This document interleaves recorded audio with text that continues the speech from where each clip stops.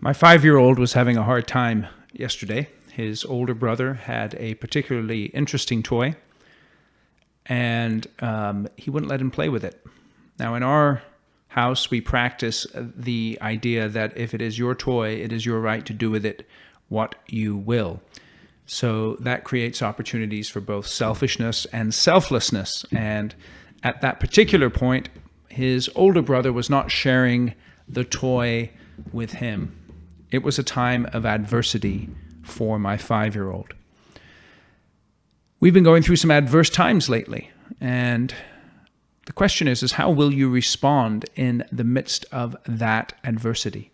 Adversity is a state of hardship or affliction or misfortune, and you perhaps have had no control over some of these misfortunate events that have occurred, but you do have control over how you respond. So the first thing you must do is you must accept it.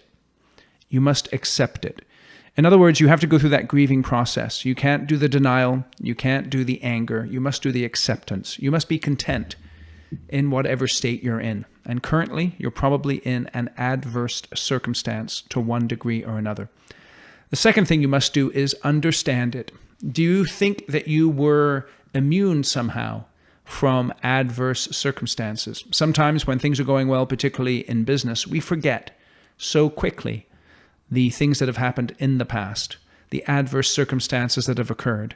But we must understand that this adversity is an opportunity for us to grow, and therefore it must be embraced. It is a part of the human condition.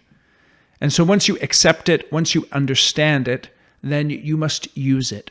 And that has a lot to do with how your mind works. How will you use the adversity that you're facing in this current situation? Well, you can either have a growth mindset or a fixed mindset. Carol Dweck, in her excellent book, Mindset, goes into those two different mindsets, and I'm going to talk about a growth mindset for just a second here. Growth mindset says things like this: failure is an opportunity to grow. I can learn to do anything that I want. Challenges help me grow.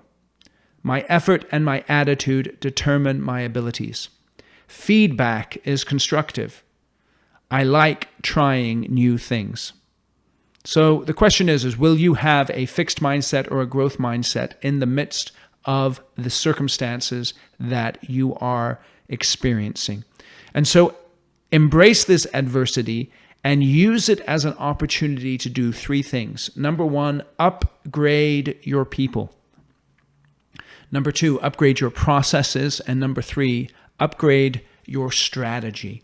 Look at your strategy in the midst of this adversity and ask yourself, am I ready for a similar adverse condition in the future? Or how can I get ready for that adverse condition in the future? One of my clients during the last downturn in 2008 decided to dedicate a portion of their business to going into a market that was adjacent to their core market, but was more recession-proof than the core market that they've pursued for many, many years. As a result of that, they are well positioned in the midst of these adverse circumstances and not as vulnerable to the ups and downs of the market. And so use this opportunity of adversity to look in the mirror and to ask yourself, what do we need to do moving forward to make ourselves less recession prone or less adverse prone or less crisis prone? And how can we respond in a more resilient way? My 5-year-old, took him a while to get his act together, but eventually he did.